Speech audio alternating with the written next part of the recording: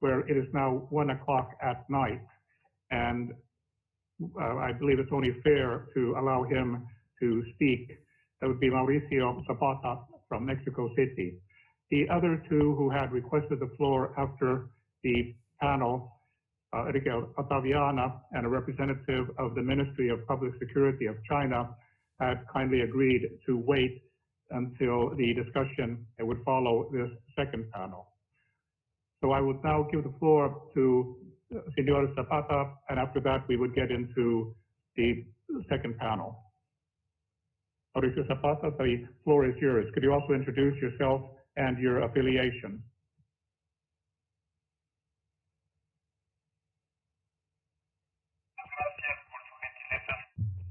Thank you, Mr. Chairperson. Thank you for calling on me now. With due regard for the time in Mexico, I'm Mauricio Zapata. I'm from the Ministry of Foreign Affairs. I work for them. I'm speaking from home. Thank you again for your kindness. I have sent this to the interpreters. Access to new technology and access to cyberspace are grounds for criminal activity and give rise to many of these because of security and economic well-being that is hugely different from one country to another. And the impact of new technology, therefore, is ever more relevant on national security agendas, national safety, and also international levels of the administration of justice. ITC is resorted to by criminal groups in the area of criminal justice, criminal investigation, and therefore points to a scenario for delinquent crime. Therefore, electronic means and technologies are resorted to on a growing scale. But cybercrime associated with technological progress has also led to needs to apply such technological progress to criminal investigations on an international scale as well. We have human trafficking and the darknet being used for illicit trafficking in drugs and firearms. Therefore, one of the positive spin-offs of this social development is looking at the part of the state. On the one hand, we can perfect analysis methods for investigation and the provision of evidence, which is more reliable thanks to this. And we have crime related directly to technology on a growing scale, as I was saying. And that points to the relevance to fundamental issues for criminal investigation of such offenses in the context of international cooperation. And this is going to be the subject of the following panel. First, the Internet provider services must be associated with this movement for the provision of evidence, especially in foreign jurisdictions. There may be a changing scenario or even unknown sources. So for Mexico, looking at territorial borders and the international context, there truly is a potential to confine the coercive measures that states may deploy. And therefore, providers of Internet, this is fundamental, must take upon themselves an obligation to cooperate with the judiciary in an effective manner. And direct links are therefore very important in order to obtain such evidence in the context of criminal investigations. Because of the electronic services for such investigation purposes and also technological means, we have to see this in the broader context, because in order to uphold the rights and transfer information, we need such approaches for a cybernet approach on a broad scale. The authorities responsible for applying the law use digital evidence and electronic data in order to bring members of international crime groups to justice. But anything that can generate strategic information to do so also needs to compensate the right to privacy and human rights. In view of time constraints, I would share just some strategies which I would put to the consideration of this UN Congress in order to improve the situation. I would suggest that there should be permanent networks where we have trafficking and smuggling issues involved, and also all crimes that use electronic means or technology for their commission. Proper exchange of information, furthermore, should be subject to dismantle criminal networks and upping the capacity for proper investigation of crimes and offenses. There should be undercover agents for digital purposes, trans-border access to data, and remote access. And we should also consider the establishment of special prosecution bodies to consider the international legal networks and the legal context. I thank you, prosecution bodies, to consider the international legal networks and the legal context. I thank you so much for giving me the floor and a chance to bring to you the considerations from Mexico. I wish you every success. Thank you. Thank you very much, Mr. Zapata, and I bid you a very good, restful night. We now move to the second panel of Workshop 4. This one will look at the role of technology in relation to such crimes as the trafficking in persons, the smuggling of migrants, online sexual abuse, and the exploitation of children. Again, we have an excellent team of a keynote speaker and several panelists, a few more than we had in the first panel. So I hope that they will all respect the time limit so that we can not only hear each of them, but also the requests for the floor that have already come in.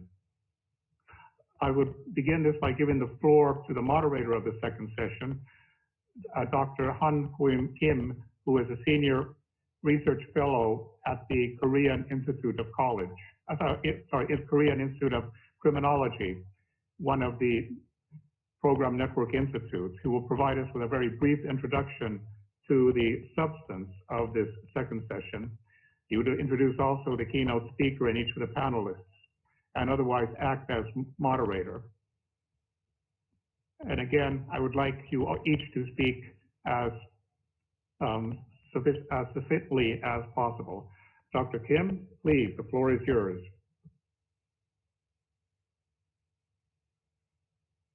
Chair. Hello, everyone. I'm Kim at KIC in Seoul. I have attended the Congress workshop since the 11th Congress in Bangkok in 2005, and I'm very much pleased to join this Congress workshop again online. And it is my honor to serve as the moderator of this session. And firstly, let me briefly introduce what this session is about. The focus of this session will be on the role of technology, negative in the hands of criminals, and positive at the disposal of criminal justice agencies regarding such crimes as trafficking in persons, smuggling of migrants, and online sexual abuse and exploitation of children. Researches over the past years and direct evidences show that technology is being used by human traffickers during all stages of the crime. Opportunities for law enforcement agencies to monitor illicit activities, locate and rescue victims, collect and analyze data, which lead to the prosecution of traffickers and streamline communication between anti-trafficking actors and agencies. Information and communication technologies have also become an important tool widely used by migrants and recruiters alike to transmit information about goods, service, and prices.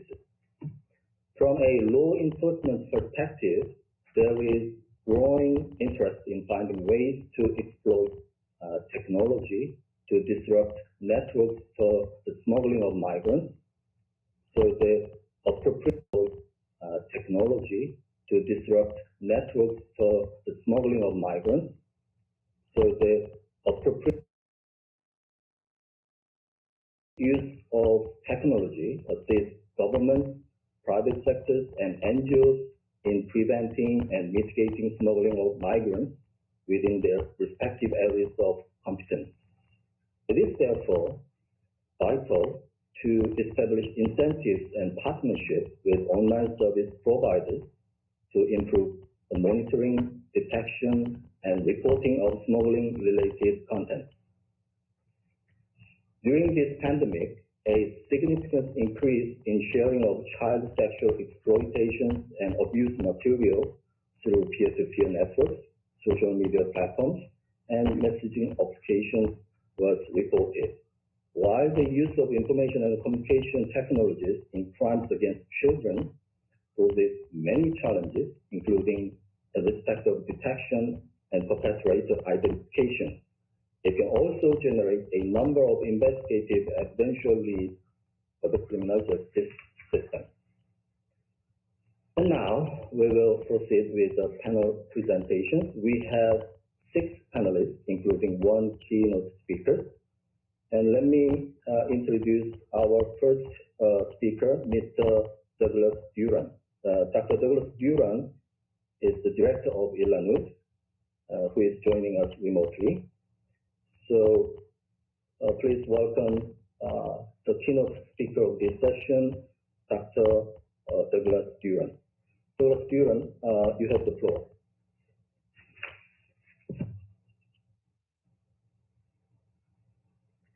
Muchas gracias, Thank you so much, sir. señor moderador, por Thank you, Mr. Moderator, for calling on me. Before all, I should like to say how grateful I am to those having organized this workshop, especially our colleagues with the Korean Institute for ILANUD. It is truly an honor to cooperate with you, and our thanks also go to UNODC in this particular case, Mr. Christikos, who was extremely involved in setting up this workshop. And finally, my greetings to all persons accompanying us, either speakers on the workshop panel or else the public at large, and of course our esteemed chairperson.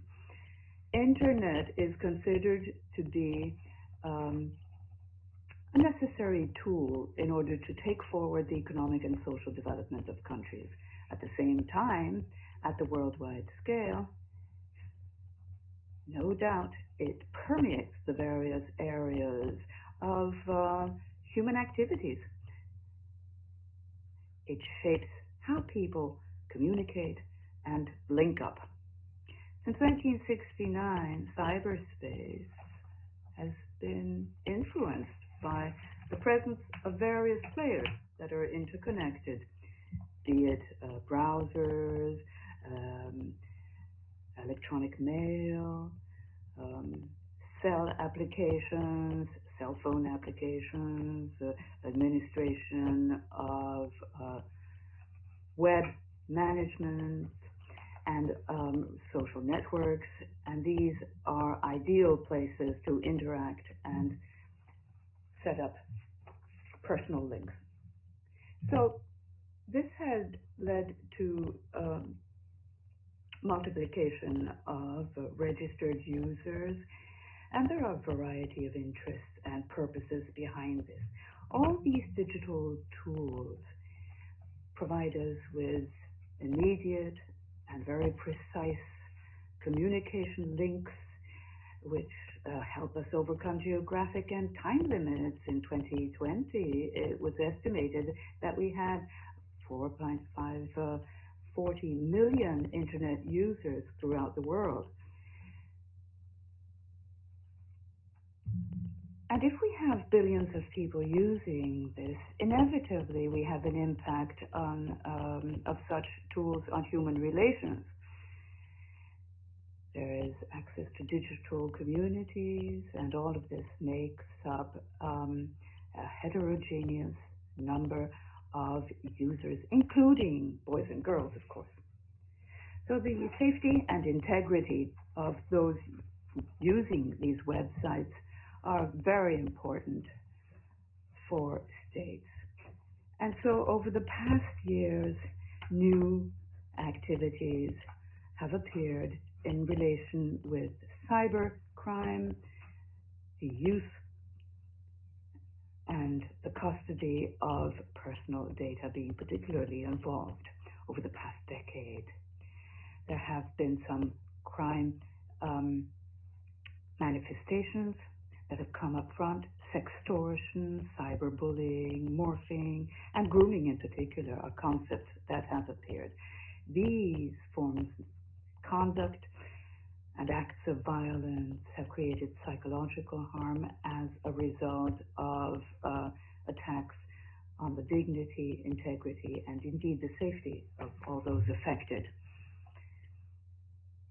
This scenario tends to be even more serious when there are minors involved because of inexperience, lack of knowledge, and the trust that they place in their cyber contacts without paying attention to the type of personal information that they share out on the net. In most cases, this places them in a very exposed and risky context, and because certain circumstances fall together, this could be a preliminary to human trafficking and migrant smuggling. So all this dovetails to cause us to ask ourselves how such human trafficking and migrant smuggling crimes link up with cybercrime. It should be pointed out that the use of social networks might lead to special pressure, and the users might be tempted to build up some electronic alter ego, which is validated in a social manner because of these contexts they have generated. What we do, who we are, and what we aspire to do, unfortunately, can be put to use by criminal groups devoted to human trafficking and migrant smuggling. Unfortunately, especially when a first contract is established with potential victims, to generate a purported relationship of trust. Their purpose is to access personal data for the sole purpose of determining whether these subjects are in step with the victim type profile that is selected for illicit transactions. The strategy could take the form of photos, names, telephone numbers, location, geolocation, and this is of great importance to facilitate such criminal communication, where there is empathy with users on social networks. The modus operandi often has to do with a technological approach, and it then needs to be very agile and opportunistic, with a low cost compared with traditional methods that would apply to this type of crime, where people are led to believe certain trustful relationships. So it is necessary to consider the ways and means that traffickers and smugglers use to assess the status of their victims using interaction that is ever closer and ever more intimate in nature, which would then let us determine the level of vulnerability that these persons have for various purposes of exploitation to which they might be exposed. So the linkage between cybercrime and human trafficking is something that is on the rise. The victims are exploited often for sexual purposes or forced labor. There can be no doubt that in most cases, women and girls are at risk in particular. They would often fall victim to these cyber net attempts to commit crime. This is found in the Global Report 2020 prepared by UNODC, which points out that for 2018, some 50,000 individuals were identified as potential victims of human trafficking, and 46% of these are women, 19% girls, where Latin America is one of the regions where this victim gap based on gender is the most notorious. In the case of illicit or migrant smuggling, I should say, the relationship with cybercrime is visible in the fact that publicity is being generated that leads people to believe that there will be guidance and accompanying services available for those persons in need who would like to leave their country of origin by irregular means. In the past years, there is extortion applied by criminal networks seeking out personal data of family members of such migrants. The purpose of this is to use information for extortion purposes, all in the context of the submission, suggestion, attempts, and also bringing them into economic bondage and dependence. So the relationship between cybercrime and migrant smuggling and human trafficking is to be seen in the context also of COVID-19 and the developments this has led to prior to mandatory confinement and the lockdown. Most people already had these social networks in place, but they were stepped up in the context of COVID-19. So the COVID-19 crisis had led to structural problems that leads us to contemplate criminal groups when managing communication methods that resort to social media to trick people. Because of the interest and needs of many people to find employment, to overcome the critical socioeconomic circumstances as a result of the pandemic, some users are tempted to share sensitive information, and this means that they're exposed to traffickers and smugglers in so doing. Studies that try to analyze these developments should not be confined to this mere connection with cybercrime. You rather have to look at the perspective of the major benefits that the regular and legitimate, the licit use also implies to investigate criminal offenses such as human trafficking and migrant smuggling. So in the same manner, ILANUD has been implementing projects and pinpointed activities for prevention purposes, and we've brought together communities and population sectors that are in a socially vulnerable position to make them aware of the risks that they face. We always highlight the fact that this applies to all gender groups, age groups, and national groups, irrespective of their personal circumstances. So we now have training programs in place together with the International Migration Organization linking ILANUD to states entering into their commitment to control the input side and for the purposes of international cooperation. The purpose of this is to have the United Nations host discussion fora on these topics, and the main considerations have then generated resolutions and guidelines, in particular 73/187 and 70/174, the latter being a key element to understand cybercrime as just another modus operandi of transnational organized crime.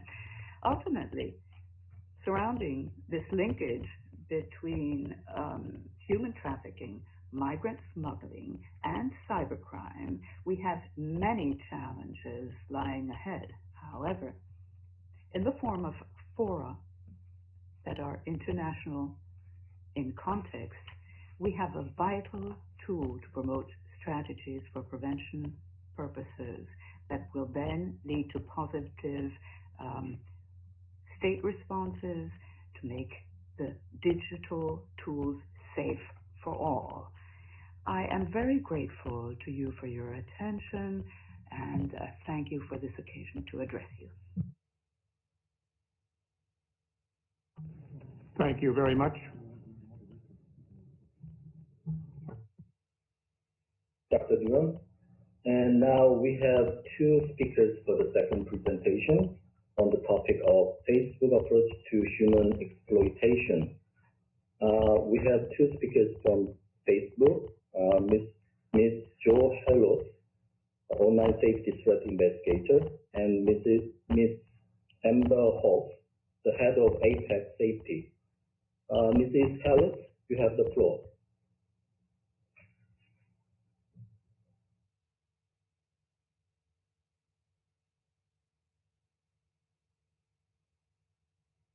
Good afternoon. Actually, can we pass the floor to Amber first? Please, thank you.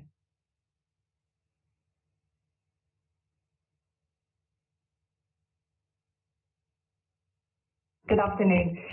Thank you, everybody, for this opportunity. We're very grateful to be able to share our work and our approach to combating child sexual exploitation and preventing human trafficking on our platforms and using technology today.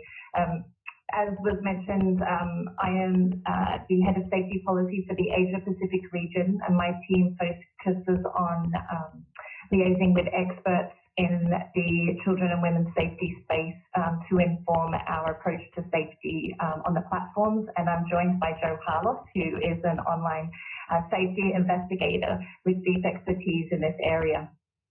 Today, we are going to take you through our approach to safety. You can see on the next slide, and also then do a deep dive into our approach to human exploitation. When I talk about our approach to safety, I'm going to focus on combating child sexual exploitation, as many of the as the basic approach and the technology that's used in that space is applicable across the two areas.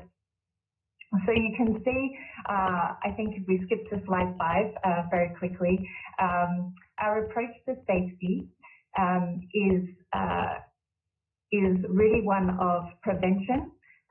The previous slide, thank you, sorry, is one of prevention first. So there are thousands of people, including a diverse range of experts at Facebook who work on safety and security, experts in law enforcement, counterterrorism, anti-human trafficking and child protection, online safety investigators such as Jo, and forensic investigators as well.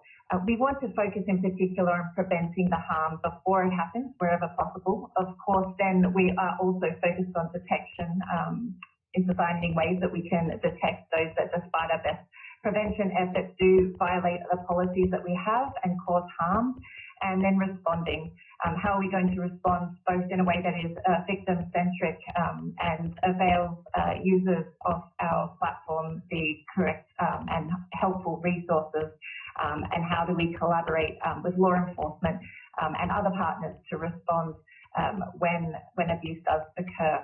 So across these areas of safety, we work comprehensively in these 4 pillars. On the next slide, you can see partnerships, policies, tools, and resources. So our partnerships are really the backbone of our approach. We gather insights from over 400 safety partners, academics, experts, NGOs, law enforcement around the world with understanding of victim experience and abuse patterns and best practice. We engage quarterly with a safety advisory board of these experts. We cooperate with law enforcement and we collaborate across industry to share best practice and technology and insights. As a couple of just examples of those partnerships, we provided the funding and our engineers provide the guidance for the development of the National Centre for Missing and Exploited Children's case management tool, which law enforcement has access to around the world to download cyber tips informing law enforcement of information people sharing child online sexual exploitation material. And we have a dedicated trust and safety team. Perhaps many people, hopefully people that are listening here today know some of them who liaise with law enforcement across the globe on individual cases, and we respond to legal requests of user data requests as well. We host annual child safety hackathons to bring together engineers across industry to develop technology to support the work of NGOs and provide that back to NGOs. You know, all of that IP is for those organizations. For example, on one project developing a child finder presently being used to match photos from NCMEC's database of missing children against photos found on sites, you know, similar to former Backpage, or projects, for example, using cluster analysis to spot trends in trafficker behaviour and prevent accounts from resurfacing across the internet are the kinds of projects those hackathons involve. And last year we launched Project Protect, a reinvigoration and multi-million-dollar investment funding the efforts of the Technology Coalition to combat child sexual exploitation and abuse, focusing on more information and knowledge sharing across industry, more tech innovation, more research, transparency and accountability of industry, and also providing a platform for collective action to bring together industry and government and civil society in this space. When it comes to our policies, that second pillar, we have comprehensive and very cautious or conservative policies to protect people from exploitation. Under our child safety policies, we remove all content depicting or promoting child sexual exploitation. We don't allow inappropriate interactions with children, so grooming or solicitation or child nudity, or not even toddlers in the bath, as we know that this could be misappropriated. And because we apply global community standards, because of our diverse community, we don't even allow solicitation or advertising of prostitution on our site, even in countries where prostitution is legal, and that's under our adult sexual exploitation policy. And the policies also cover areas such as human exploitation, which Joe will mention in a minute. On the next slide, you can see, of course, that our policies are only as good as our enforcement. So we use a combination of reports from our community and review by our teams and our proactive detection technology to identify and review content against our standards. Just as a brief run through of some of the technology that we use in this space, you can see on the next slide that there are multiple layers of defense. We work to identify fake accounts, as them are likely, you know, we've heard about, you know, anonymity on the internet already in the keynote speech here, that, you know, we're trying to prevent inauthenticity. And so, you know, in Q4 alone, last year in 2020, we removed 1.3 billion fake accounts from Facebook in this effort. We've used photo DNA since 2011, so when a photo is found of known child sexual exploitation images, we are able to detect it and use that hash to prevent it being shared across our platforms. But we've also developed our own artificial intelligence to proactively detect child nudity and previously unknown CSAM as well when it's uploaded.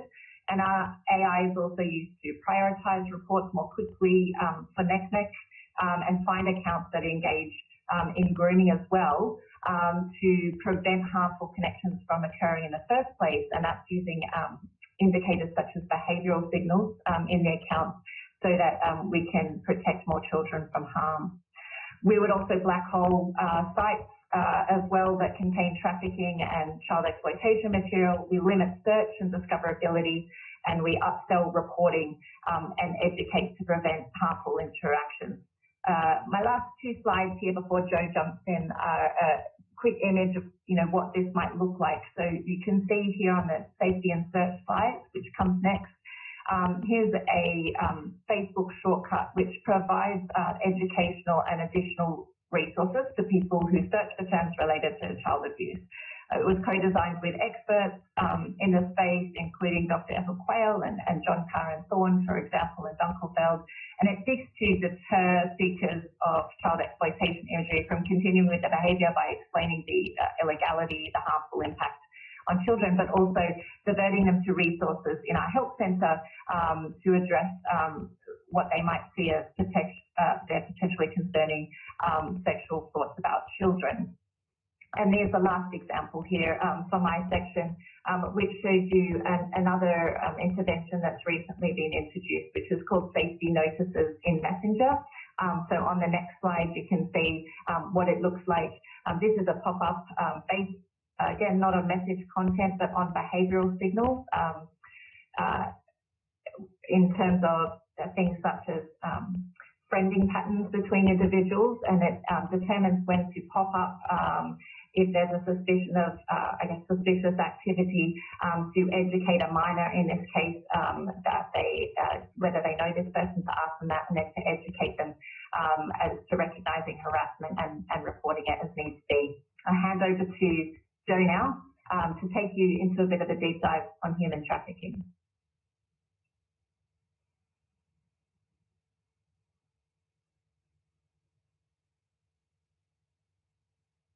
Thank you very much, Amber, and good afternoon, everyone.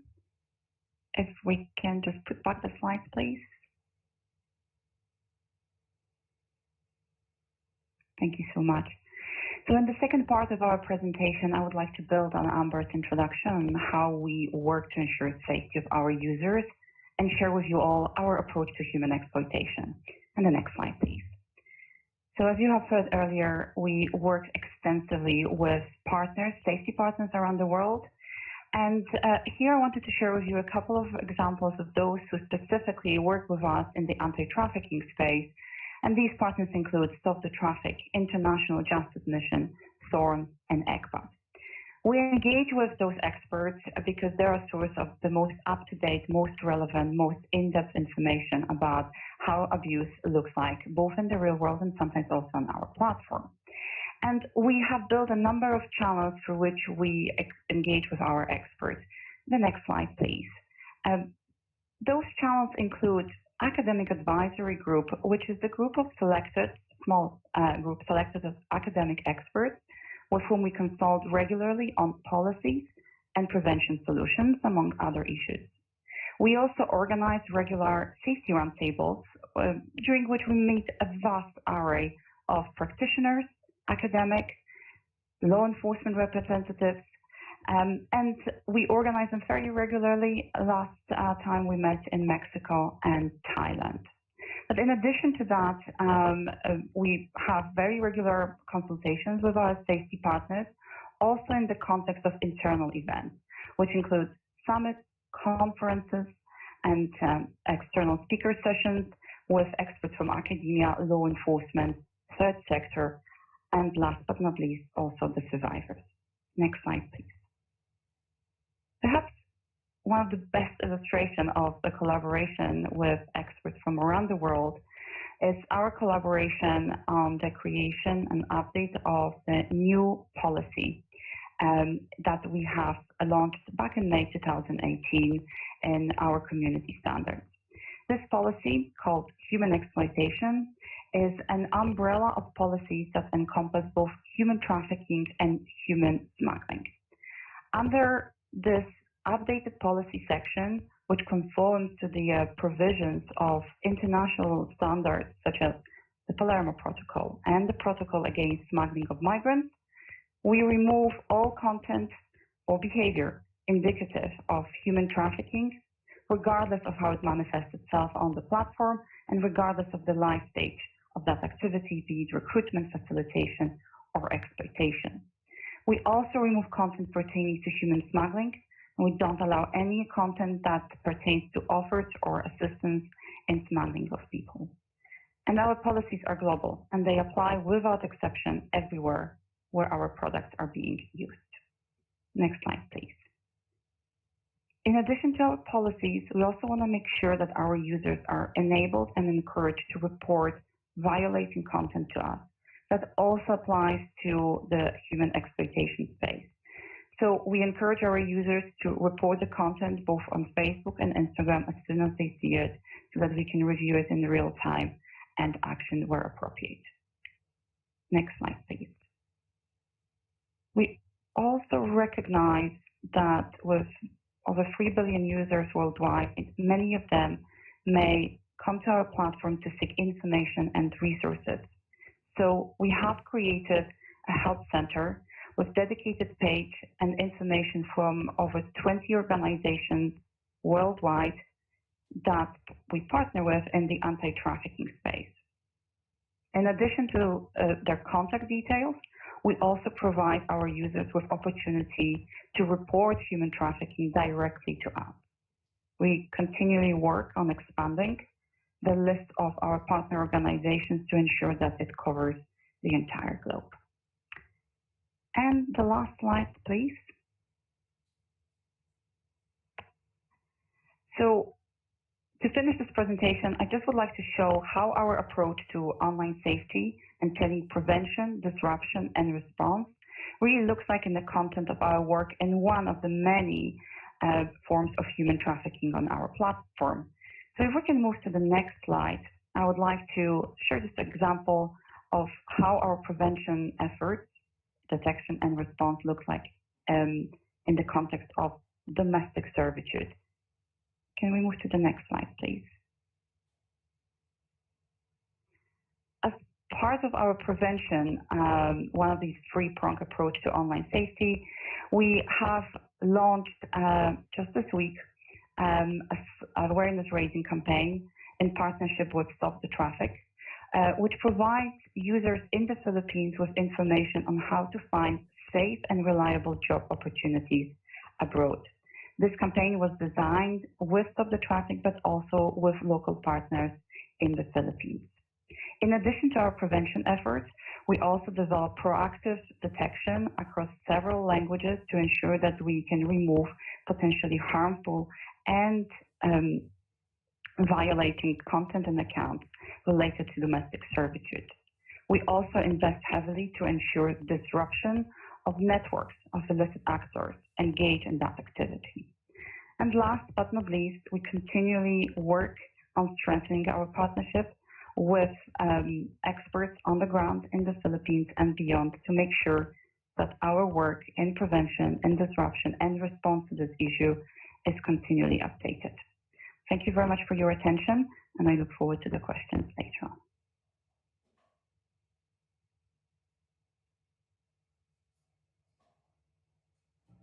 Speaker for this session will be Dr. Pisat Sardin, the Executive Director of TIJ. Dr. Sardin will give his own topics on human trafficking. Dr. Sardin, you have the floor.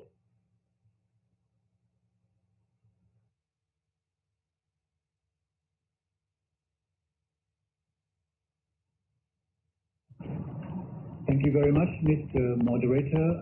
I will begin my presentation by first acknowledging that most of my presentation will be drawn from our own research project that we undertook in 6 countries in Southeast Asian region.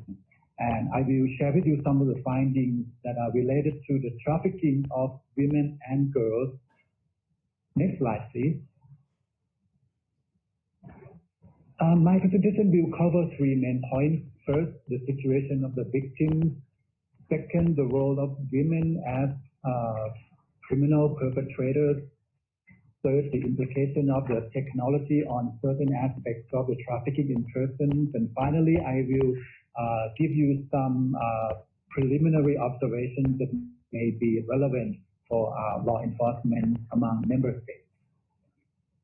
Next slide, please.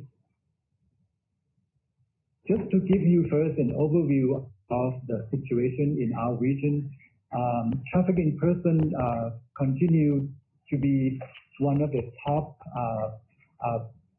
problem and issues and poses as serious challenge by many countries in the region. They register very high prevalence in our region. For instance, over the past several years until 2019, more incidents of trafficking in person have been documented, with very high proportion of victims being women and girls.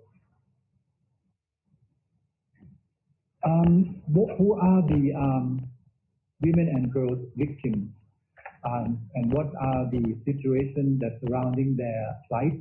I will use this slide to briefly explain the situation. In terms of the types of trafficking that affecting mostly women and girls in our region, we learned that they are the form of sexual exploitation, sex tourism, as well as child and forced marriage. A significant number of them are marginalized groups, both socially and economically. In some cases, we learned that they have been trafficked to big cities as well as neighboring countries from the more impoverished areas or conflict-stricken zones along the less patrolled border. Again, internal contextual factors such as geography, political instability, social vulnerability, as well as economic opportunities continue to play a crucial role. Next slide, please. I believe from our study, a very clear pattern emerged when we look at the situation in the countries that belong to the Mekong sub-region, where we cover most our study in this case. The situation is pretty much the same as I covered in the previous slide, but just to show you one example, according to the statistics from the Vietnamese authority, over 3,400 victims of human trafficking have been registered since 2013, and of these, over 90% constitute women, children, as well as people from ethnic minority groups, as shown here on the left side of the slide. Moving on to the next slide, please. Thank you. Now, on the flip side, women have also been identified as traffickers themselves. We do not have the reliable data to know the exact number of them, but we learned that in some countries, the number of female offenders is far larger than that of male counterparts. Now, what are the roles of these women offenders? We identify particularly of interest is that they play the role of brokers, maybe because they can gain the trust from the families of the victims. Many of them enjoy the connection not only within the country of their residence, but also across borders. Many of the traffickers operate in small groups, but we also found that some act alone in approaching their victims. Looking at their profiles, majority of these women perpetrators were nationals and often locals from the same or nearby administrative areas. Some have been victims of trafficking in person themselves. In terms of offender-victim relationship, we learned that trafficking mostly involves the victim's close circle, including family members or friends. Next slide, please. Now I would like to focus briefly on how technology has shaped trafficking of women and girls in our region, and I would like to draw some observations. First, our study has confirmed that technology indeed has played a crucial role, and they have been used by criminals in a number of ways. For instance, some traffickers integrated technology and make use of digital platforms to advertise, recruit, and exploit victims. Increased use of social media platforms and online game siting are among the key findings. Now, what are the implications of this new trend? Of course, technology can change the scope of trafficking. They are no longer localized, but now expand across region and even go beyond any particular region to a global scale. Of course, the background of the victims will be changed. They can no longer be marginalized or poverty-stricken provinces anymore. They can be anyone, anywhere, including those who frequent the cyber community. Also, the close offender and victim relationship may no longer be the case, in particular for online sexual trafficking, because the use of technology, the trafficker no longer needs to know the victim in person. In certain countries in Southeast Asia, there is also an alarming trend where children are being made to perform sexual acts streamed live to customers around the world. Indeed, this symbolize the situation regarding the impact of technology, as many of us are well aware. Now, these are very difficult challenges for law enforcement officers, but let me move on to my final part of presentation and share with you a few foods for thought on how we can work and deal with this differently. First, I think we will need to rely on technology in the same way that perpetrator has been depending on the use of technology, but maybe we need to do something slightly differently by being more gender responsive. And we need to also try to empower and engage stakeholders outside the criminal justice system so that they can become part of the ecosystem of the solution. We will continue to need better data, particularly the data that are disaggregated according to sex, age, and location, with respect of victims or offenders. We have heard from the previous speakers that technology can become very useful, and I believe so. As for our organization, TJJ has been working on a number of projects. One of these, we call it MyFist, which is a form of artificial intelligence in the form of chatbot. We use this for victims of gender-based violence, but I believe with some adjustment, it could be turned into a useful tool for the purpose of mitigating trafficking in person for women and girls as well. In short, I would like to conclude that we will need to continue to invest in anti-trafficking technology and tools, but we need to do so in a gender-responsive way in order for us to be effectively combating the trafficking in person. With this limited time, I conclude my presentation, and I thank you very much for your kind attention.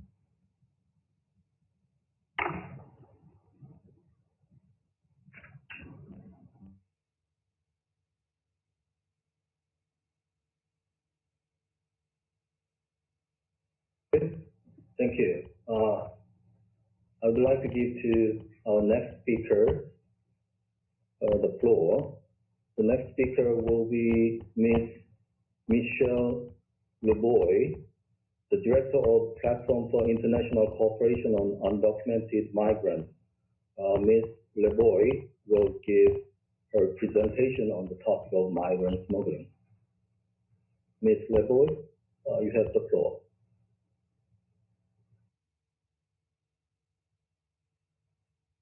Very much, Chair, and for the opportunity to contribute to this panel. My organization, PICUM, is based in Brussels in the EU, and we've been working on issues concerning access to justice for undocumented migrants for many years. Our members work directly with undocumented migrants on the ground. And through this, we've observed that the conflation of criminal law and immigration policy has the effect of making migrants somehow less safe, putting them in harm's way and making them more susceptible to being victimized. Within the EU, this also kind of corresponds with the EU's migration and asylum policy, which has had in place for the past 22 years. These migration control policies on the EU level have focused on prevention of irregular migration, surveillance of borders, a strong predominance of returns, readmission agreements, and criminalization of humanitarian assistance. But what are some of the consequences of some of these measures? Some of them which also fall under the framework of preventing trafficking and smuggling. I'd like to highlight two key areas for this presentation. The first one is the subordination of the interests, rights, and needs of the person who has experienced harm to law enforcement and immigration control priorities. And the second part looks at the increased use of invasive technologies for immigration control, which drive policing of racial and ethnic minorities in Europe and human rights violations of migrants within and beyond the EU's borders. So on the first part, looking at the subordination of migrants' rights to immigration enforcement priorities, we see that the criminalization of irregular migration means that efforts to protect migrants who might be vulnerable, for example, people who might have been trafficked, children who are unaccompanied, undocumented victims of crime, can expose people to immigration control and possible deportation. And this undermines their safety as well as their confidence in public authorities and the state's ability to protect them. If we look at maybe just some examples on the national level, in Belgium, research from the Safe Reporting Project, which was run by Compass at the University of Oxford, found that irregular entry and stay in Belgium are administrative offenses, and they could be punishable with a prison sentence of a fine. So in this context, both the federal and the local police have the authority to check the ID of someone who might be suspected of committing this administrative offense, and they have the duty to report them to the Federal Immigration Office. However, the research also showed that people were more willing to report crime if they could do so anonymously. Another example, in the UK, a super complaint was filed against the police in 2018 because of the regular sharing of personal data of migrant victims between law enforcement and National Immigration Service. And the resulting report, which was done by police oversight bodies, acknowledges the problem that this practice creates. And so this had a chilling effect on victims reporting abuse. As tools of the criminal justice system are applied to control irregular migration, the interests of law enforcement actors are privileged ahead of the needs of the people. So in the EU, this means that many people who are trafficked actually can't access a lot of the protections that EU law accords them if they don't cooperate in the criminal investigation. Many people are reluctant to engage with the police because they're fearing how they'll be treated as people without regular status. And it also means that raids and other actions who could be conducted to identify possible victims of trafficking often result in apprehension and deportation. There's also a risk that restrictive policies create situations in which human rights violations are more likely to occur.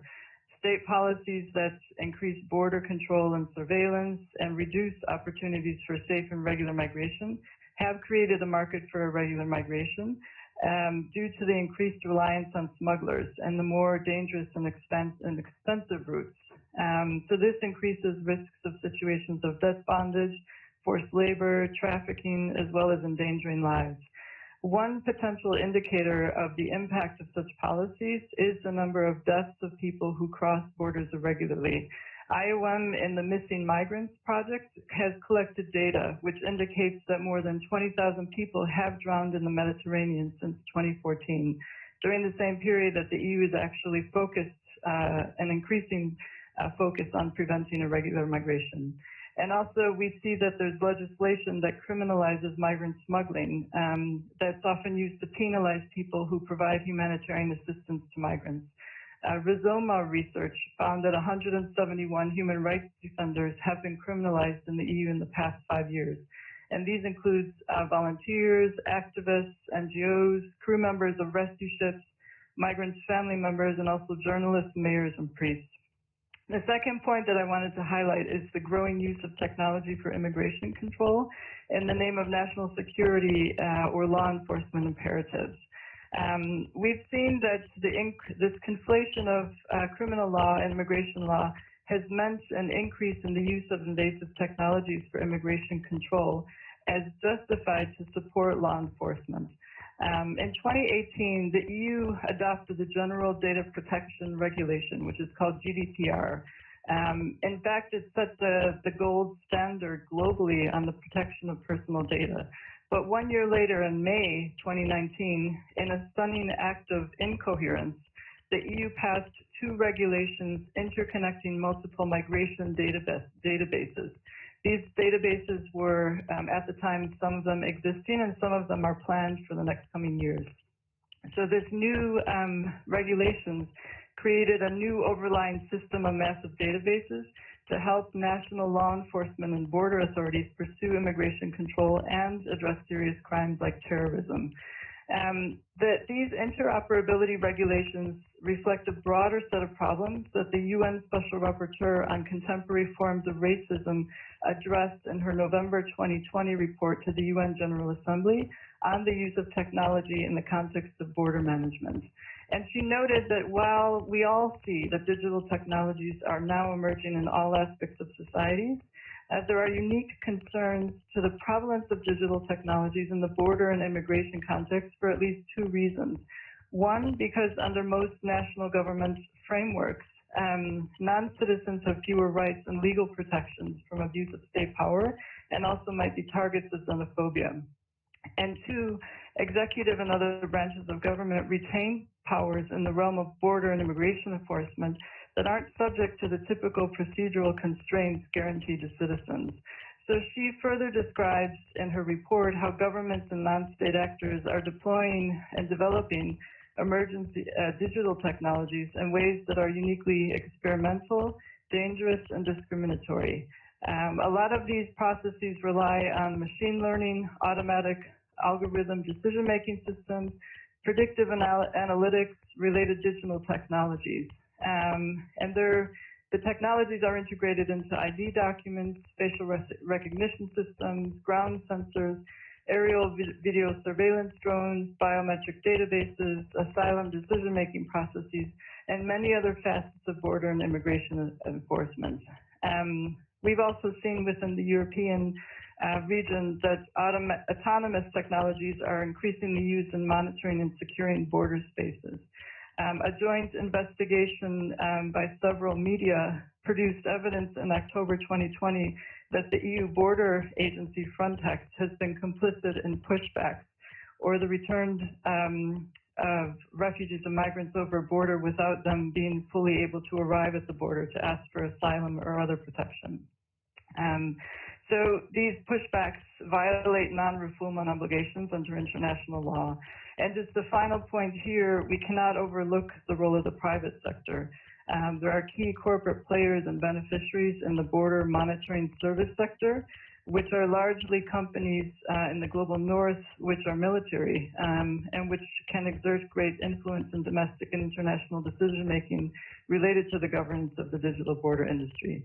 So to conclude, we believe that law enforcement actors should not only consider the human rights implications of enforced use of tools of border security, but also if they might be counterproductive. And so if we are to prioritize safety, protection, and accountability for harm, then we recommend the following 5 actions. The first one is to revisit and reform approaches to irregular migration, which we feel are currently based on a model which perpetuates discrimination and inequalities based on class and race. And then we should move towards humane and sustainable migration policies. We can see examples of this move in the international growing consensus on non-custodial community-based alternatives to detention, which move away from the systematic use of immigration detention as a tool of immigration control. The second recommendation is to establish firewalls. These would prevent personal data which are obtained when undocumented people access healthcare or social services or when they go to the police to report a crime from being shared with immigration control authorities. This not only protects the personal data of the individuals and safeguards their own right to privacy, but also really enables them to access all of these other services as well as justice, which are, in a sense, the bedrock of our democracies. The third recommendation is to closely review the implications for at-risk groups of the use of technology in policing and immigration control, and also to develop clear guidelines about policing and the use of personal data and algorithms. We can look perhaps at what the EU has developed, which is a draft ethics guidelines that underscore how the use of artificial intelligence can lead to discrimination through data bias, incompleteness, and bad governance. The Council of Europe Commissioner of Human Rights has also issued recommendations on how to mitigate the discrimination risks of artificial intelligence systems through consultation with diverse communities. We recommend that any guidelines going forward should be based on meaningful engagement with relevant stakeholders. So not only law enforcement, digital rights organizations, but also representatives from affected communities, NGOs, data protection authorities, and equality bodies. The fourth recommendation is to ensure transparency in the use of the technology in the context of immigration enforcement and create accessible means to challenge its misuse. We should recognize that there are profound disparities in power between authorities and migrants affected. So we can do this by empowering equality bodies, data protection authorities, and other relevant public bodies to enhance their capacities to ensure accountability for the implications of data technology. And the last recommendation is to ensure that legislation and measures adopted to fight migrant smuggling are not used against people who are acting for humanitarian purposes. For example, individuals or members of civil society organizations who provide information, who provide food, who provide shelter or other services to undocumented migrants should not be used. Any of these legislative procedures or policies should not be used against people who are providing humanitarian assistance. So I'd like to thank you very much and look forward to the discussion.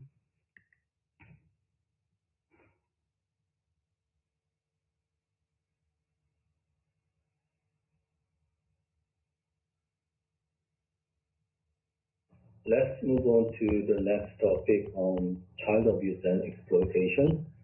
I'd like to give the floor to our next speaker, Ms.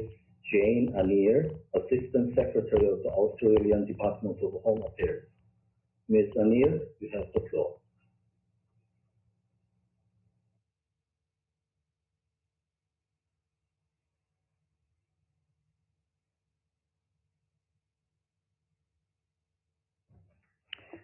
Thank you, Chair, and to the workshop organisers for the opportunity to speak on such an important that while technology has no doubt sort of yielded a lot of benefits to our societies, there's definitely a flip side of that.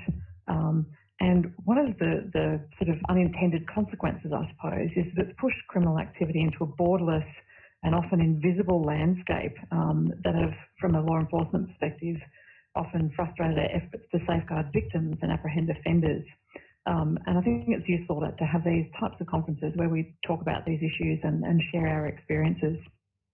I'd just like to caution that the presentation will discuss the sexual abuse of children, which may be confronting and triggering for some participants. Now, if we move on to slide 2, please. Nowhere is the insidious impact of technology more obvious than in the online sexual abuse of children, and particularly nowhere is the insidious impact of technology more obvious than in the online sexual abuse of children, and particularly the and sharing of child abuse material. And there's some disturbing statistics if you have a bit of a look at the slide. Now, before I start, I just want to cover off briefly on the terminology I'm going to use. I'll be using the broad term child abuse material through the presentation because under Australian federal law that captures both the sexual abuse and torture, cruelty and physical abuse of a child under the age of 18 years. And I provide that definition because I understand that different terms are used in different jurisdictions, and it's important that we all sort of understand what we're talking about here. And while the sheer scale of child abuse material hosted online is immense, as you can see on the slide there, and in particular the top left with Europol's repository of child abuse material containing 46 million unique images or videos, the severity of the offending is also increasing. Victims are becoming younger, and self-produced material created through online coercion and extortion is increasingly prevalent. And I draw your attention to the second point on the slide there, the finding from the We Protect Global Threat Assessment in 2019 that 94% of children depicted in a sample that they took were aged 13 years or under. And the trends of an interconnected society with globalised device access and the growth of technologies specifically designed to anonymise behaviour have created an online environment that's sort of ripe for exploitation by child sex offenders.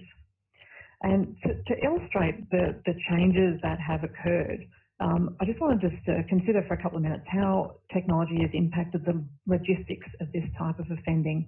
So if we think about the landscape 15 years ago, an offender wanting to obtain this sort of material would need to engineer a situation in which they were introduced to someone who could sell the material to them in person, and often sort of by travelling overseas. And the material would be stored on a USB or a CD-ROM, produced via a camcorder, and then they'd have to use another device to actually sort of play that recorded material. And quite importantly, there'd be physical evidence of that offending that would be captured in those devices. And so if we look at sort of the modern age, and particularly at a time when the pandemic has largely limited travel that would sort of facilitate this sort of face-to-face contact, the same individual trying to procure this sort of material has got a whole myriad of accessible low-cost options simply by logging onto an electronic device. And that can just be, you know, a phone that all of us sort of, you know, carry in our pockets. And while we know that some offenders do manage or belong to sophisticated or highly organised networks that move across the clear and dark web, the research is showing us that a large majority of child abuse offending is facilitated by everyday technology. And if you look at the slide on the top right there, we're talking about offender networks proliferating and increasingly operating as organised criminal syndicates. But there's also a very broad landscape of offenders that are just sort of, you know, connecting via the web and accessing material sort of off their own bat. So if we could move on to slide 3, please. So for the remainder of this session, I'd like to focus on a crime type that global experts tell us is undergoing a marked increase, and that's the commissioning of live-streamed child sexual abuse. And you can see there that live streaming enables offenders to connect remotely to a person with access to a child, sometimes through a third party or facilitator, to commission their abuse. And the Philippines, as we can see through a number of sort of publicly available global reportings, remains a global hub for this activity. And while the demand side of child sexual abuse is typically driven by non-financial incentives, criminals have developed lucrative business models that connect offenders, often males based in developed nations, to online facilitators of abuse. And live streaming and creating material on demand allows offenders to take an active role in creating a specialised or sort of curated material by directing the actions of the contact offender and the exploited children. Now, major electronic service providers with live streaming functionality, as far as we understand, typically don't monitor these data streams for possible child abuse. And I think it's important to mention here that the types of platforms that are used to facilitate this abuse are not sort of, you know, spooky dark web platforms. They're the things that we've all become very familiar with during COVID. So, you know, Skype, Zoom, those types of platforms are being used to facilitate these types of crimes. And because the live stream doesn't result in a stored image or video file, commonly used detection methods don't typically pick up or recognise this live streamed abuse. The international community, including Australia, is in the early stages of understanding the true scale, prevalence and nature of live streamed abuse globally. But gains are being made, and we're beginning to form important insights into the methodologies and the demographics of those involved in this crime type. So if we can move on to the next slide, please. The Australian government is committed to combating this form of abuse, not only because it's the right thing to do, but because our country unfortunately plays a shameful role in fueling this industry.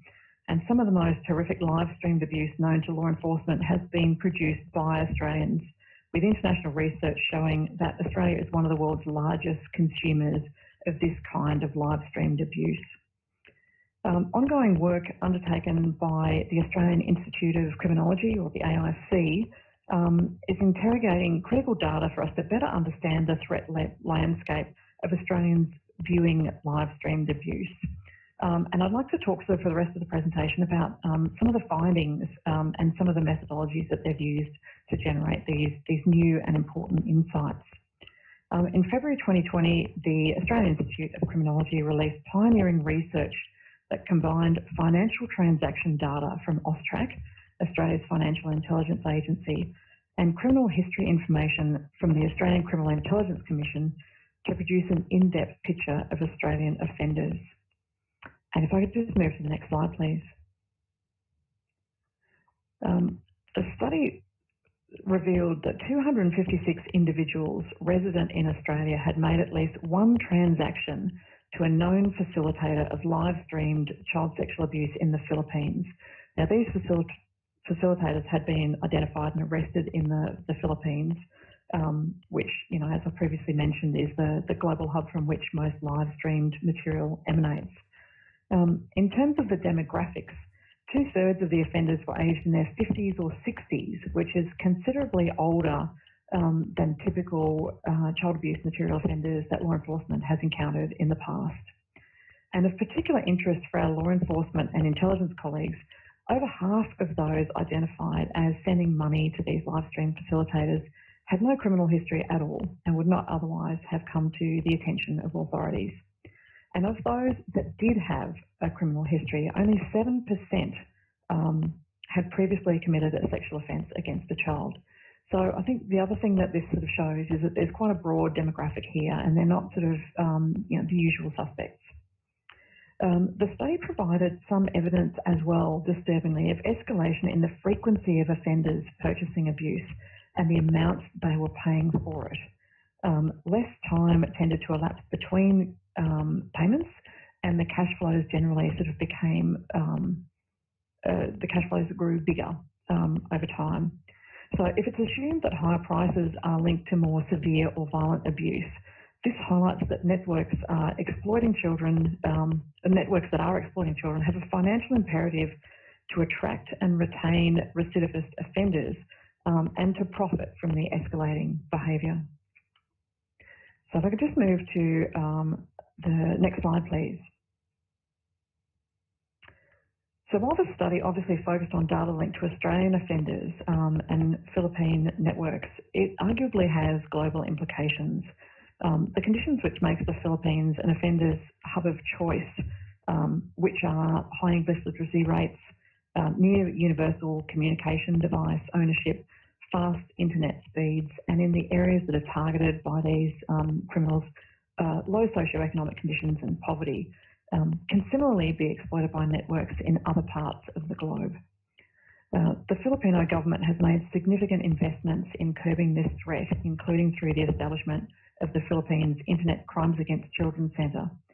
But demand-side online offenders are located all over the world, making prevention, disruption and investigation increasingly difficult for one nation to address on its own.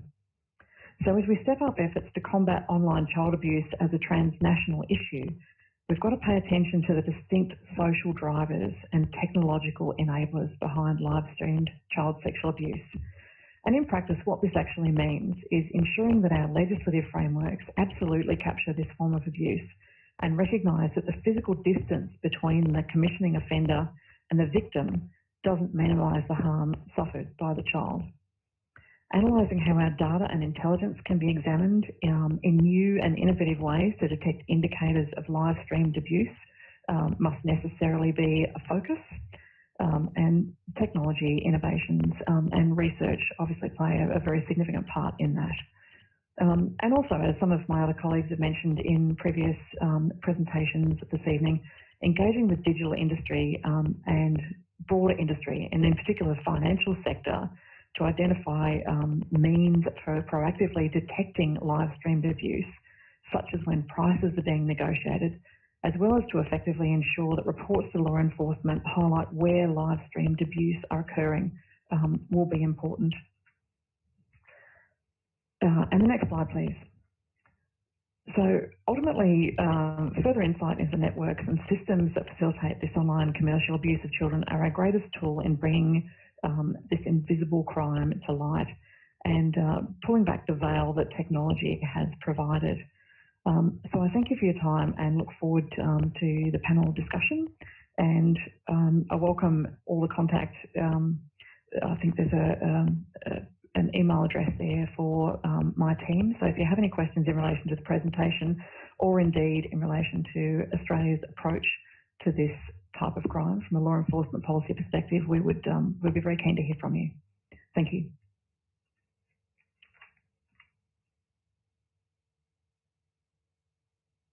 Now, I'd like to invite our last speaker on the topic of AI for safer children. The last speaker is Mr. Irakli Beridis, the head of the Center for AI and Robotics at UNICRI. Mr. Beridis, you have the floor.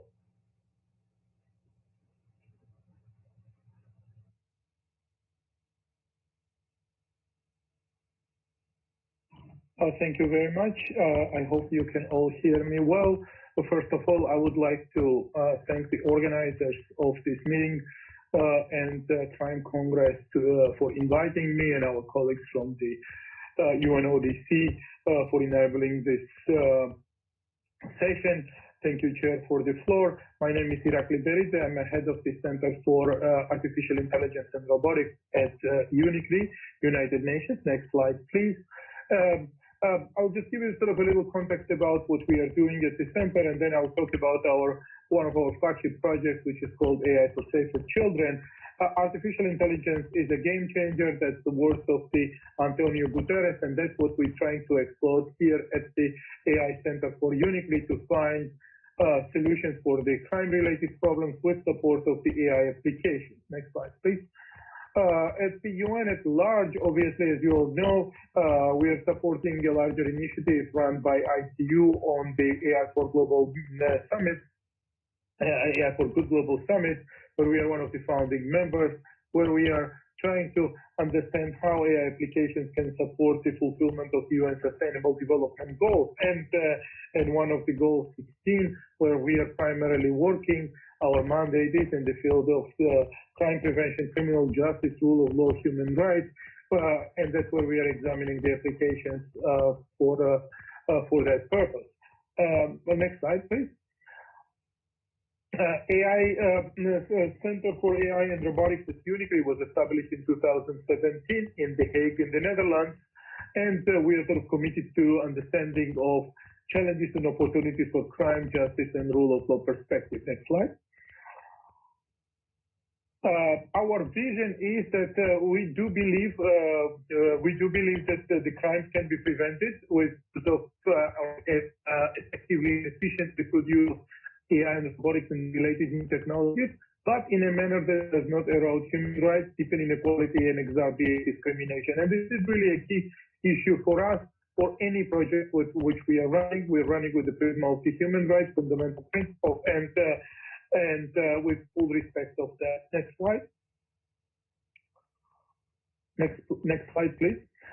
This is our number of our initiatives which we are working on. We are partnering with Interpol on the global platform for AI for law enforcement. We are working with the European Commission and Interpol to develop responsible use of artificial intelligence toolkit for the law enforcement, working together with the World Economic Forum and the Netherlands Police on policy framework on the limits of the face recognition, also working with the UN Office of Counterterrorism on how to understand how terrorists can use artificial intelligence or how it could be used for the anti-terrorist perspective. Now I come to our flagship project, AI for Safer Children. This is a joint initiative of UNICRI AI Center and the Ministry of Interior of the United Arab Emirates. Next slide. This is a new project which we launched end of last year, and the project envisages has two directions. One is the awareness raising, the advocacy and visibility of the issue to bring it to the highest possible level. We are organizing numerous, and will be organizing numerous events related to that, especially dedicated to the law enforcement community through globally using our already existing platforms or other avenues. Next slide. As previous speakers already spoke out on this issue, the problem of online CSAM globally is exponentially increasing, and I will not spend too much time. A lot of data has been already given to previous colleagues, especially our previous speaker who spoke in details regarding this issue. But the key message here is that it is a growing problem. It is growing exponentially, and we do need to be acting swiftly, and we do need to be acting immediately. Next slide. So what we are trying to do is first to understand what are the challenges of the law enforcement agencies employing AI-based tools, and how to ensure that these tools are available and these tools are well understood. What we are looking at right now is that we are discussing, starting to discuss with law enforcement communities, with numerous countries, what are the key challenges. And what we are what we are receiving in the information, what we are getting is the lack of structured and transparent information on AI-based tools, ethical concerns around data privacy and bias, and complex process to share information across borders is one of those key global challenges. And some countries which have country level challenges include limited access to data or limited technical skills and resources to employ AI-based tools. And now let's look at the next slide, please. What we are envisaging here is that vision and goals of the AI for Safer Children project is to create a global hub on AI-based approaches for combating online CSAT.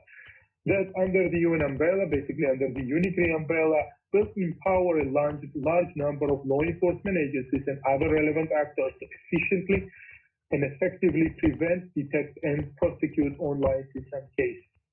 It is going to, on the one hand, facilitate collaboration and bring law enforcement agencies interested in working with AI tools to combat online systems together, and enable law enforcement agencies to share experiences and learn from others from using AI tools in combating online systems.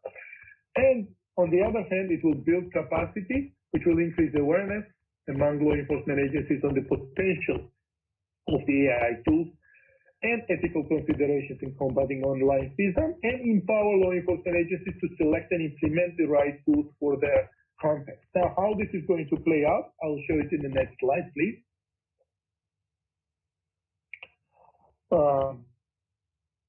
This is in the moment. This is in the inception phase. Therefore, we are looking for inputs from the law enforcement agencies. That's why we are conducting numerous interviews right now and getting in contact with relevant organizations as well. Interpol, Europol, and UNICEF and many others are working with us to shape the process together with our partners from the Ministry of United Arab Emirates. Now, the platform, what we envisage is will have several features to it. It's going to be a global collaborative hub on how to use AI tools, what are the existing tools, and also what experiences have the law enforcement agencies globally had in using such tools. For example, here we will have access for the law enforcement agencies or for a private sector as well, who would be able to support and contribute to this. Certainly, this platform is not a marketplace for any applications to be sold or promoted. On the contrary, it is to support the law enforcement agencies to understand how better to use these tools and what are the possibilities and what are the features which should be useful for them. We can look at the next slide. On the next slide, you can see that so far we are selecting number of interested features which would be which would enable the law enforcement agencies globally to collaborate with each other and also to access relevant information. It will have all AI-based approaches. It will enable law enforcement agencies to select an AI-based approach or learn from others as well, which would enable them to collaborate with countries who would be also,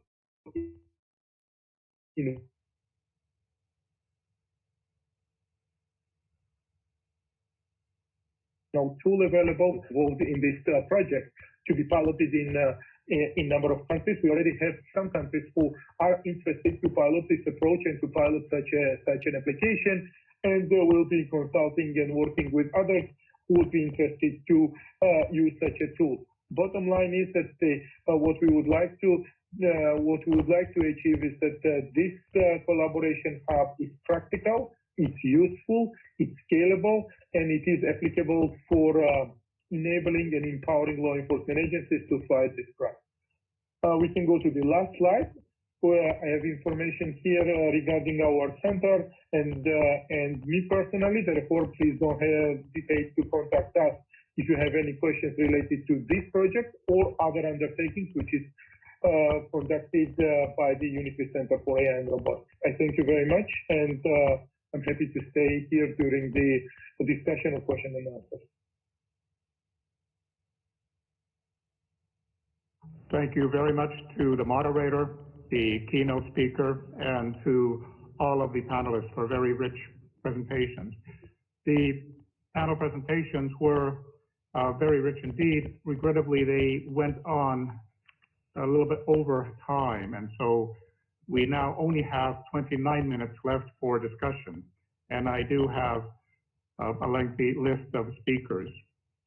I will then, therefore, as chair, and in order to give each of the speakers sufficient time to address their points on an equal basis, I will give each of those who have requested the floor 3 minutes. I repeat, 3 minutes to make your point. And I do apologize, but I would like to keep to that 3 minutes, because at the end, I would like to give the floor to the moderator to provide a summary of the interventions. We have first 2 speakers who have been kind enough to defer their statement until after they had requested to speak after the first panel, and will now be addressing the workshop after the second panel. The first of these 2 is Rike Ottaviana from the Ministry of Foreign Affairs of Indonesia. You have the floor.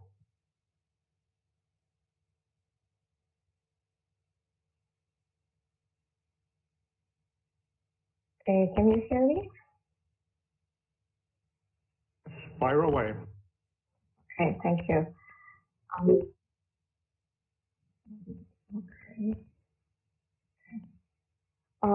Thank you for giving me the floor, Mr. Chair, and good afternoon for the panelists, moderator, and distinguished participants. And thank you for the panelists for sharing their insights. I am Riko Safiana from Ministry of Foreign Affairs. Today, I will convey my intervention relating to Indonesia's view and experiences in combating cybercrime. Mr. Chair, we share common concerns by others that the rapid development of ICT that enable growth expansion of social and economic has been hampered by the misuse of ICT for cybercrime. As a country with around 170 million internet users, or more than 65% of our population, cyber stability and security are of the utmost importance to Indonesia. However, as people's dependence on digital tools has heightened, especially during pandemic, we recorded nearly 5,000 cybercrimes in Indonesia, or a steady increase since 2017. We are of the view that the comprehensive measures are needed in responding to cybercrime. In that context, Indonesia wishes to underscore the following. First, the challenges in combating cybercrime, particularly on technical and legal aspects during the investigation and prosecution phases, have shown the value of prevention. Preventive measures need to be taken by enhancing the national legal and institutional framework on cybercrime, where laws and regulations on cybercrime need have been drafted, not only to address crimes, but also serve as deterrents. In strengthening national legal and policy framework, Indonesia promulgated Law No. 11 of 2008 on information and electronic transactions, that covers provision on crimes related to an electronic transaction, hacking, fraud, and protection of privacy rights. The law has completed numerous previous legal provisions that have been regulated under various laws such as intellectual property rights, consumer protection, and financial services regulations. Moreover, since 2017, the government has also established a dedicated team within the Indonesian National Police and Attorney General Office to handle cybercrime. However, improving legal and institutional framework is not enough. We also need to address the lack of awareness of cybersecurity culture by building cyber community resilience. We believe that prevention measures should have involved building cyber community awareness. Engaging the community is crucial not only because they are vulnerable to criminal activities in digital sphere, but also they can support our early measures in preventing criminals from exploiting digital sphere, including with close collaboration with other stakeholders, such as industry, civil society organization, and think tanks. On this note, since 2015, our government has conducted numerous programs to build community resilience on cybercrimes and cybersecurity. We have created public prosecutors school-to-school programs to engage youth and students in raising awareness to further prevent the exploitation of criminal activities through the internet. Our law enforcement agencies have also conducted targeted education programs, established regular online messages, media campaigns, and developed a dedicated online platform and cyber patrol for the community reporting mechanism of cybercrime. Secondly, given the cross-border nature of cybercrime, this makes international cooperation and collaboration more critical. International cooperation can address the issue of various standards and differences in the domestic legal system and provide a proper framework to collect electronic evidence for the purpose of investigation and prosecution. Experience has shown that collaboration with international partners through various platforms has increased the success rate not only in handling the cases but also in analyzing future and evolving trends of cybercrime. In the evolving and transnational nature of cybercrime, Indonesia underscores the need for an agreed global system and internal legal instrument in addressing cybercrime within the framework of the UN. Therefore, Indonesia welcomes the adoption of Resolution 74/247 of 2019, which provides a clear mandate to discuss a comprehensive international instrument on countering the use of ICT for criminal purposes inclusively and transparently involving all member states. We hope the upcoming process... Thank you. Ms. Octavia, could you bring this to a close? We have time for the other speakers. Okay, perhaps I will just lastly on capacity building for law enforcement authority. So this is one of the key to combating crime. So I will end my intervention here and reaffirm our commitment to collaborate with other members in advancing our efforts to combat the cybercrime. Thank you.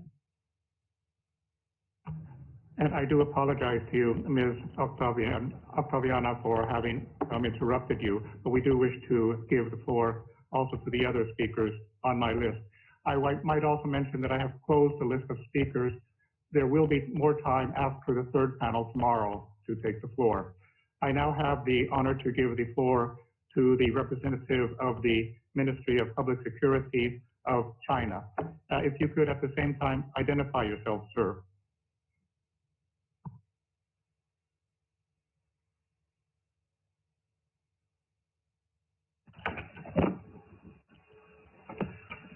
Good day, everyone. Do you hear me? Hello, and this is Dong Hanfei from Ministry of Public Security, the Civil Republic of China, and I feel honored to have this opportunity to come to this session and to hear all the very interesting topics presented by colleagues from industry, from academy, from policy making, and from NGOs, and of course from government officials. And here I would like to make a brief introduction about the Chinese efforts against cybercrime. With the expansion of internet increment of national population together with the development of application scenarios, and we do see more and more close merge to internet and the physical society. And that has been posing a very sound effect to everyone's daily life. And take the most recent pandemic prevention, for example. We can see that the governments have already taken very good use of the internet to help contain and fight the pandemic. And also the enterprises and the schools have taken the methods such as work at home or online classes to help contain and prevent the expansion of the pandemic. And with the quick development of internet, and we see the illegal activities gaining its ground, and the number of the criminal cases surging.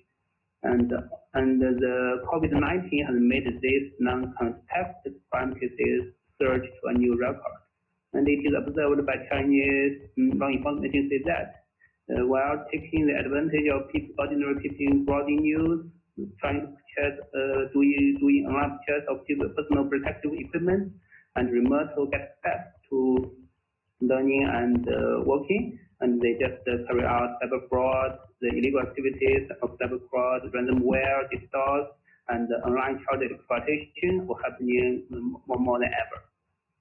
Targeting this sort of criminal activities, the Chinese authorities do take a lot of measures to prevent and combat cybercrime.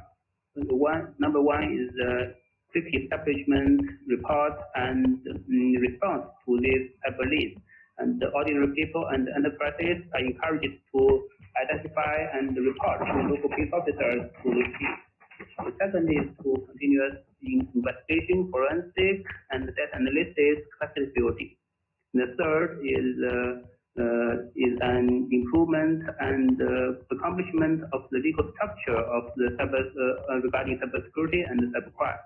The fourth is to discover and respond and to prevent major cyber incidents. And the fifth, of course, is police measure that is to fight cybercrime.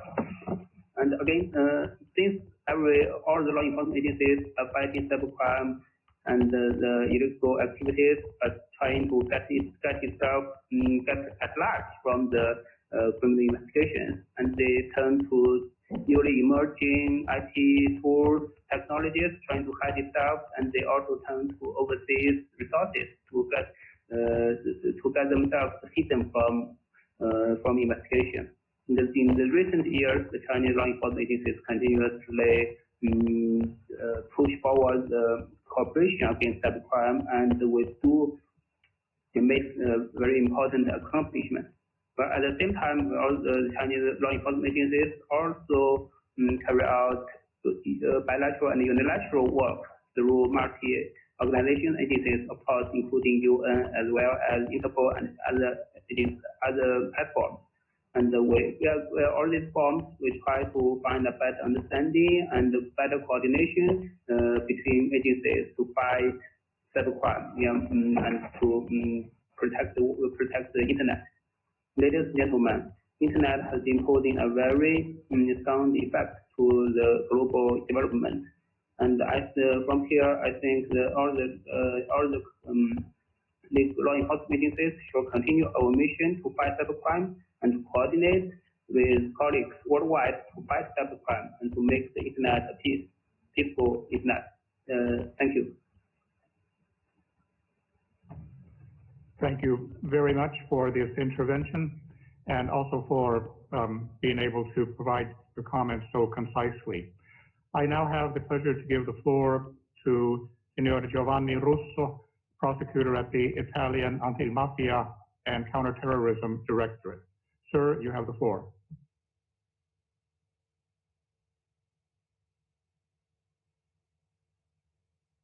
Everyone, I'm Giovanni Russo, National Anti-Mafia and Counter-Terrorism Vice Chief Prosecutor of the Italian Republic. In my office, among other assignments, I'm in charge of coordinating the International Judicial Cooperation Center. The DNA is the National Coordination and Input Office for Anti-Mafia and Counter-Terrorism Investigation. The COVID-19 pandemic that has affected human reality in its physical dimension has taught us a lot, because basically, as we know, if one side of the coin is representative of a moment of crisis, on the opposite side we find the image of opportunity. In some ways, we can imagine the mafia as a virus that exploits the social fabric and weakens it to make a profit from it. Representatives of the civil anti-mafia in Italy have coined a new word, mafia virus.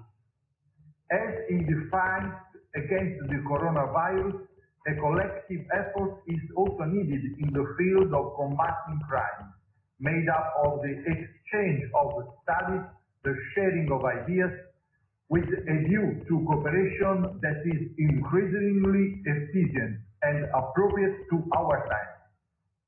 Each decoded criminal RNA fragment sequence must be shared to make the overall picture clearer and clearer.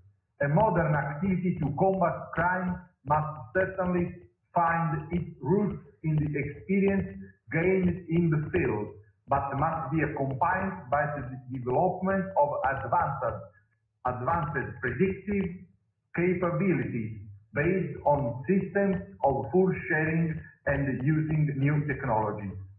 Our country in this regard makes use of a constantly evolving technological tool called SIDNA. It is a support tool for investigations to combat organized crime and terrorism, and it was created to promote the sharing of knowledge acquired during the investigations carried out at national level by the 26 district directorates. SIDNA operates through a national database located in Rome. The database contains important information: acts, subjects, financial data, procurement, criminal associations, wiretapping, movement of weapons, drugs and goods, relating to criminal proceedings registered at national level for the most serious crimes. These data, constantly entered, are processed through a specific analysis activity. Through this process, the database returns information, relationships, correlations among the evidence acquired during investigations activities carried out in territorial areas, even at different times, providing new investigative leads.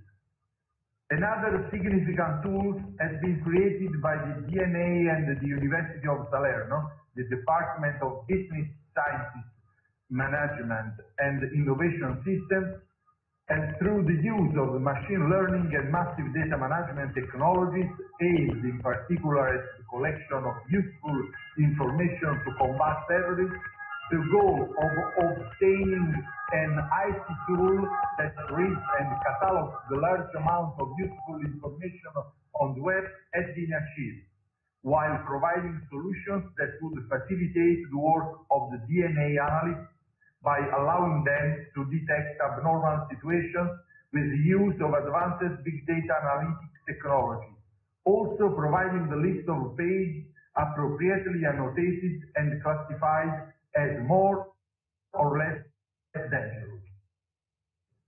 In the software still in the process of continuous evolution called tracing, terrorist and criminal organizations detection, which aims to automatically recognize websites with potentially terrorist content, inciting violence, or more generally considered dangerous.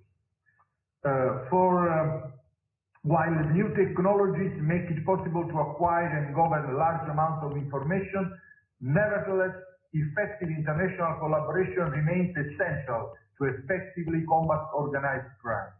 For over a year, we have been experimenting with a great success thanks to partnership with the UNODC and as a part of the PROMISE project, new cooperation procedures and international support to investigations through the establishment of an operational hub with the secondment for the first time of magistrates from Nigeria, Eritrea and Ethiopia at DNA, and in next month also from Niger. The basis of this project was in the concept of the liaison magistrate in his traditional role. However, we wanted his function to be enhanced, no longer a mere intermediary between the judicial requirements of the two countries, facilitator of contact between their respective offices, but a real partner in investigation. We have created a new extraordinary model in which the liaison magistrate performs the functions of a real investigative link in host country, working side by side with the Italian prosecutors and with the judicial police. The liaison magistrate participates personally in operationally and coordination meetings, learning new techniques and building up new experiences. At the same time, providing I apologize, Senor. Could you bring this to a close? Thank you. Thank you. I do apologize. I'm finishing. at the same time providing his Italian colleagues with his know-how and legal, judicial knowledge and the keys to decrypting criminal behaviors and strategies. Now, I ask you please to give the floor to my colleague, Mrs. Barbara Sargenti. She's a member of our International Cooperation Service. Thank you for your attention. I do apologize, but we have other speakers on our list and we haven't allowed for this time. Would it be possible for your colleague to speak after tomorrow's session? I don't know. She's on the list.